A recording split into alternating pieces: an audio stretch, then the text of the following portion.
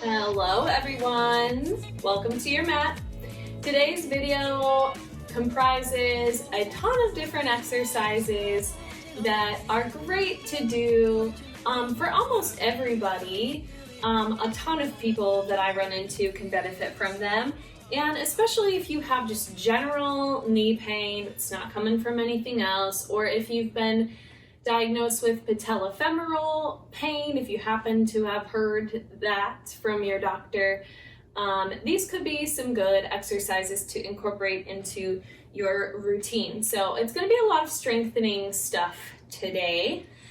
If you have one of these bands, it could be any color, but different colors are different strengths. You're going to want to make that into a loop that is about yay big. When you stretch it, there's some good resistance. This is going to be going around our thighs, so we want it to, when we press against it, to be at least hip distance apart. So that's my reasoning with this rough measurement here. And then you'll also want something that's about hip distance to put between your knees. So my foam roller just happens to be a pretty good size for that. Yoga blocks sometimes people use, but I think that that's a little too narrow for most people's hips. If you put it the next way, that might work for your body. You'll just have to see. Or what's often really good is like an inflatable soccer ball or something like that. You'll have to test it out and see. All right, we are going to start on the ground. And this video isn't just going to walk you through the exercises. I'm also going to explain a lot about them so that you can be more of a self-manager of these exercises at home. So we're going to go into, and you can have your strap handy just in case. It needs to be an elastic one, by the way. These are called TheraBands. There's off-brands of them too. You're going to be on the side, and you kickstand your arm to hold your head and bend your knees up. And then your knees and your feet shouldn't be forward like so. They should be back so that your feet align with the back of your pelvis. They align roughly with your sacrum. Now, I'd like to bend my knees just a little bit more. And notice if one knee is going back from the other. They should be totally stacked. And so often what happens to make that appear that way is that your hip is rolling back. You're resting lazily on the side. So stack the hips entirely, reach in and feel the bones of your pelvis. Squeeze your core here, especially in the low belly. And we're going to keep those hips very, very stacked, just like so. These are clamshells. Now you may have been doing them already, but chances are you could have been doing them wrong. So let's give it a go. Bring the knee up, feet stay together. It's like a hinge, and down. Up and down. Go very slowly because we're working on the control of the muscles as well as the strength. So whenever you get shaking, sometimes it can be from a lack of strength, but oftentimes it's a lack of neuromuscular control. These muscles just aren't used to working in the way that we are asking them to work. So if you have some shaking, that's okay. That's normal. And that might mean that this is a good exercise for you. Now, what usually happens as we all attempt clamshells is you'll bring that knee up. We want to go as far as we can, right? We're going for like the most sensation possible and the most height. We want to be amazing at this exercise, but I've totally lost it here in the hips. My left hip is rolling back. So if that's happening to you, re-square, re-stack, squeeze the low belly, and don't go up as high. Keep a hand there to help you feel. You might even like to do this with your back up against a wall, so you can feel if you're starting to lean back. You can also but slide the hand across the sacrum and feel.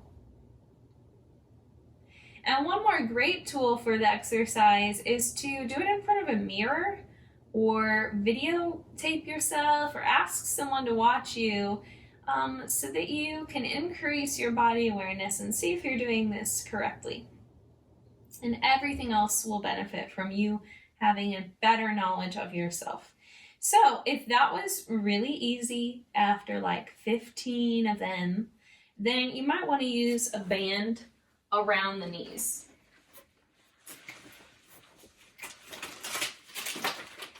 The less wrinkly here, the better, just because it tends to dig into you.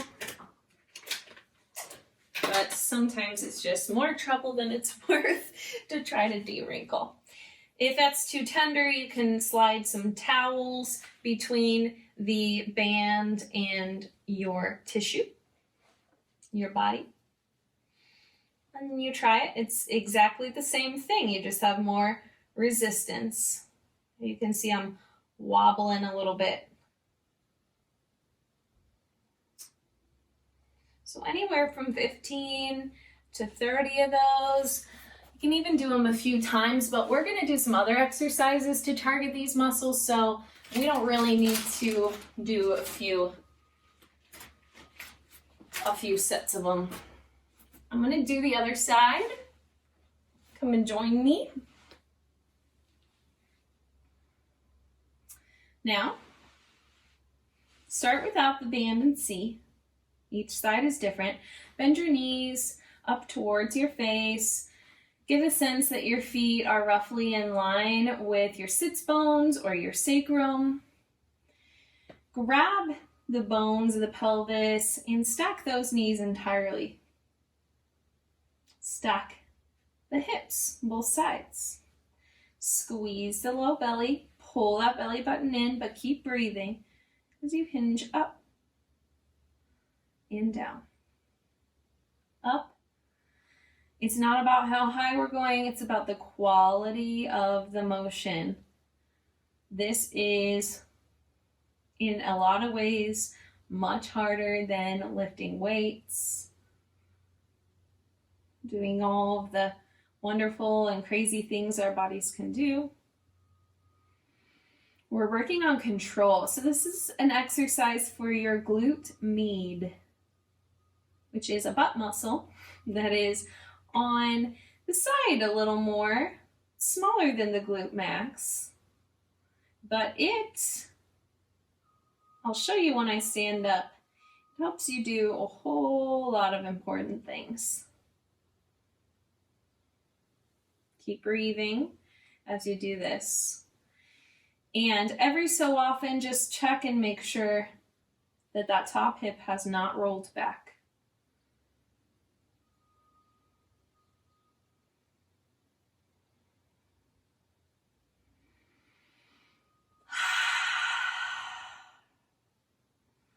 All right, and of course, if you did that with a band on the other side, do that with the band. Hopefully on this side, if this side can manage it. Okay, that is exercise number 1. Exercise number 2. This is for a quadriceps muscle. It's for your VMO, if you've ever heard of that. Take one leg long and turn it out. And I'm not talking just turn the ankle out so the toes face out. I'm talking the whole leg. So the kneecap and the toes will point outwards. About 45 degrees, 35, something like that. Squeeze the low belly.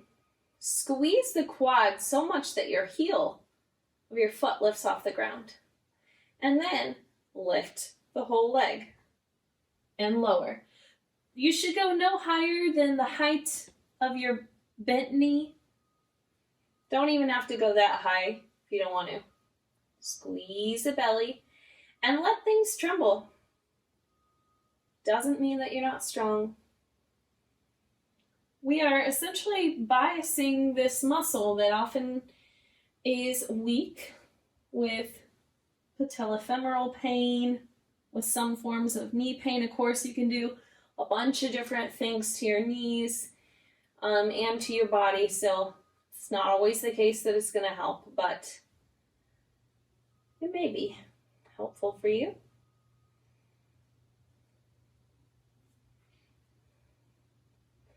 And you want to keep doing these exercises, again, 15 to 30 repetitions-ish, maybe 10 to start with, even 8 to start with if that's all you can manage. Basically, until you start to lose your form. Don't get sloppy. Be very picky. Bend your left knee, or your other knee, and take the other leg straight. Turn it open. Turn the straight leg open. About 35, 45 degrees. Squeeze the legs straight and strong. Squeeze the quads, the thigh muscles, so that the heel of the foot lifts off the ground, and then lift the whole leg.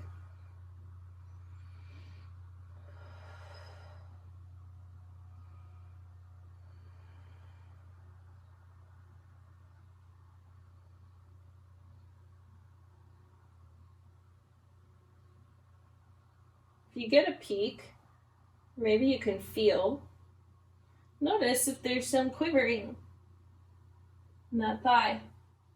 If it feels choppy.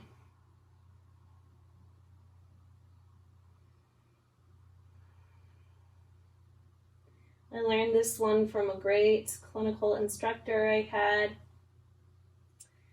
in physical therapy school. Something I do on my own.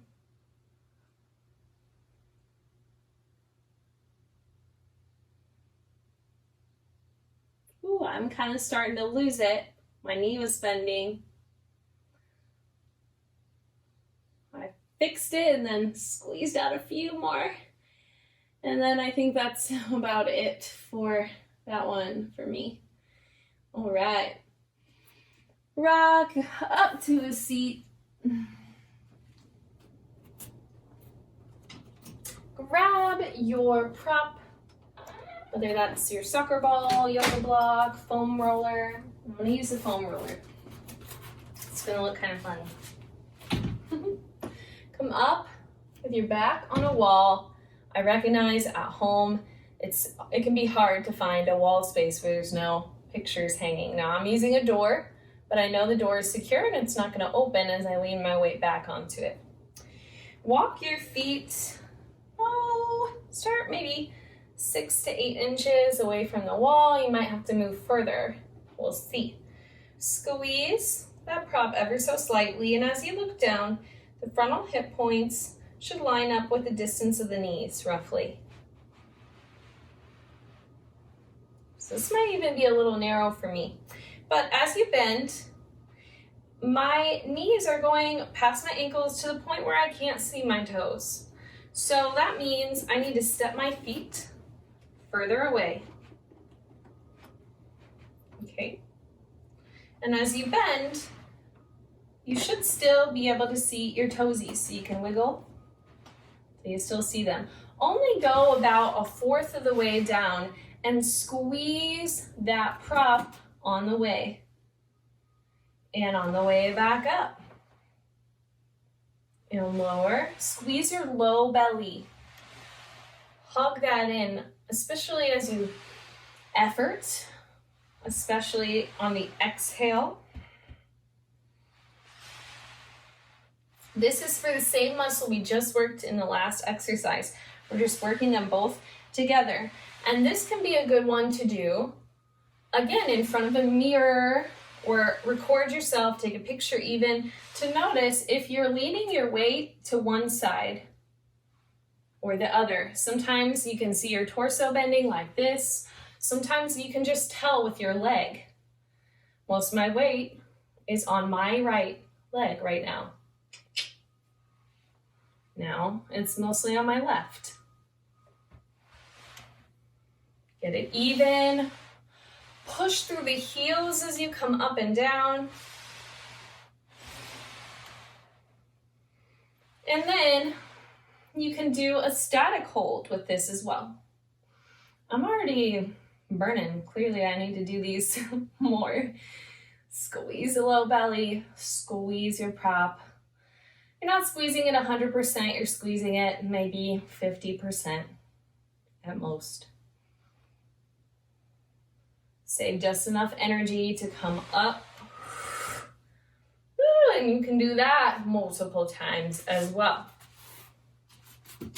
All right, we shouldn't need that prop.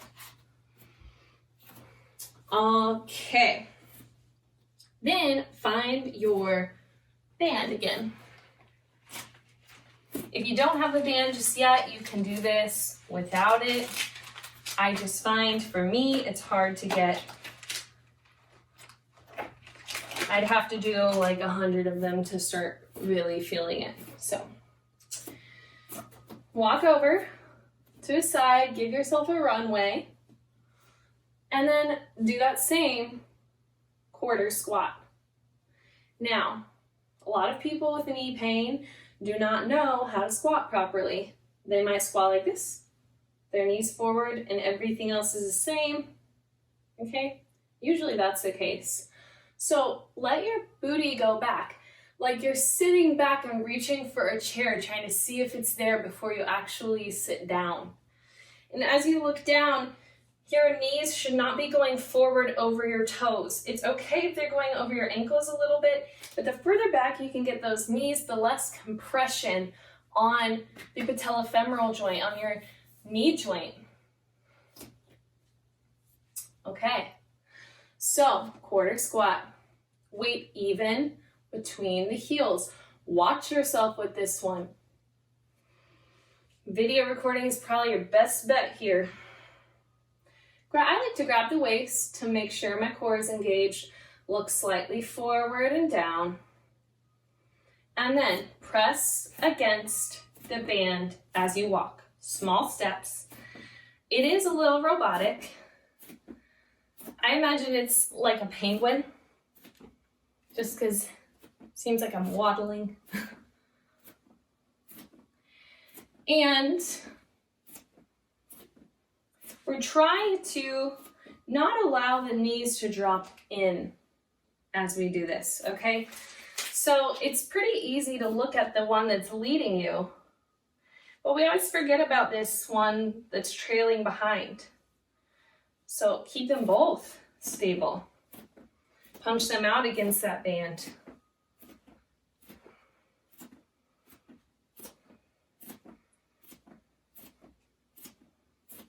Try not to sway your torso side to side.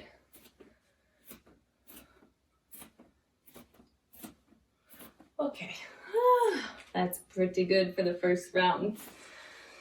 Do that multiple times, increase your distance as you go. What we're working with that and with the clamshells from the beginning is your glute med muscle. Now, this muscle helps support the alignment of the leg. So if you step on the leg, like when you're walking or running and the glute med is weak, you're gonna go like this maybe. The knee might drop inwards. And this all puts stress on everything below it and even things above it. So we need our glute med to be strong. Our glute med to be strong in order to prevent our knees from dropping in as we do all of those vital daily activities. So these are called monster walks. We did clamshells for those. And we're gonna add one more to the repertoire. For the last one, get a yoga block and you want it to be a pretty firm one. I've said before, I'll say it again, hugger mugger, not like sponsored or anything, it's just they're the firmest blocks that I know, or if you have a cork block or a wooden block, those would also be pretty firm. Or find a stair that's only a couple inches high, or you could stack some sturdy cookbooks or textbooks, and I would position yourself up against near a wall or a piece of furniture that you can grab onto as you're learning this one. All right, so I'll show you from different angles. Stand on whatever you're using, yoga block, book, whatever. Flex your other foot, stand tall. Slowly lower and come back up. Slowly lower, come back up. Slowly lower, and we don't want the hip to jut out to the side. No sassy hip. Bend and come back up. As you look down, the knee should be tracking, hopefully, for most of us, in the same direction as the toes. So it shouldn't really be coming over that big toe or on the inner seam of the foot or too far to the outside.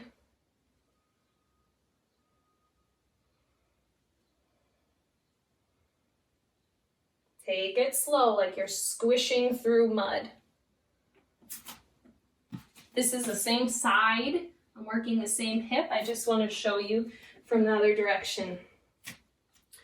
Flex the foot. Again, knee is not to go over the toes. I would say this block is even a little high for me.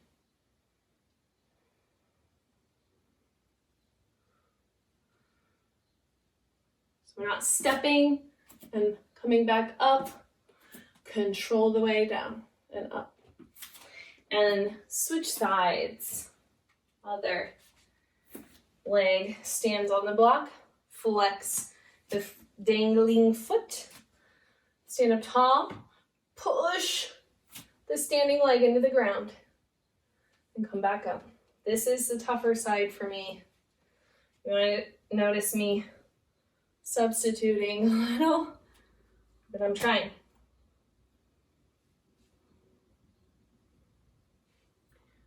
Don't drop that hip down to reach the floor. Keep the hips level.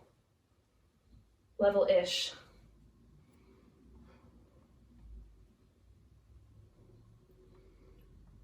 If your step or whatever you're on is too high, you don't have to go all the way.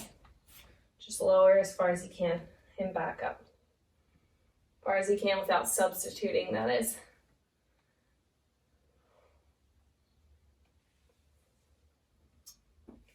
To show you. Whew.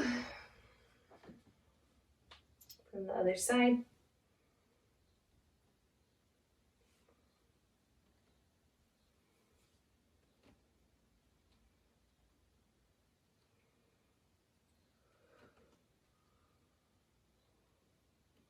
If any of these standing ones aren't working for you yet, then stick with the clamshells for a while and revisit later. Okay, whee! All right, beyond that, I would recommend stretching your hamstrings and stretching your quads, making sure that they are fairly flexible and limber. The last thing that I'll teach you in this video is how to differentiate stretching the low back and the spine versus actually stretching the hamstrings. So I think I'm gonna bring a stool over. All right, so if you're stretching in a chair, you sit up towards the front of it, leg long. You might even have to have your knee bent in the beginning. We're aiming for a stretch on the back of the leg. Now, the proper way to do it is to just hinge from the hips. The way that we all end up doing it in the beginning, the improper way, is rounding to get closer to the leg. But what we care about is the feeling of stretch on the back of the leg and really nowhere else. So to isolate that, we just hinge at the hips instead. Keep good posture through the upper body. Okay, so I'm not going to stay in that stretch with you, but I just wanted to make that point clear. It's the same thing when you're stretching your hamstrings and all those yoga stretches on the ground. It's even harder to get just the hip hinge. You might have to lift yourself up with the yoga block or bolster, cushion, something like that. All right. If you have any questions about what you are experiencing in your body or any of the exercises, please let me know. I don't want you to do them in a way that's incorrect for you, but most importantly, listen to yourself, listen to your medical care team, and I hope that these exercises are a good supplement to that for your home exercise program. I will see you next time. Be sure to like this video and subscribe. Thank you so much. Namaste.